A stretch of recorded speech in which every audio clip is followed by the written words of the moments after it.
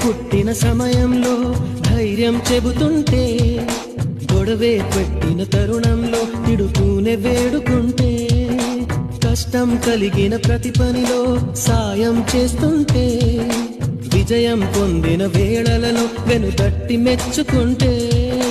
దాపరికాలే లేకుంటే లోపాలను సరిచేస్తుంటే, మాట పాట ఆనందం అన్నీ చెరి సగమవుతుంటే ప్రేమంటారా కాదంటారా?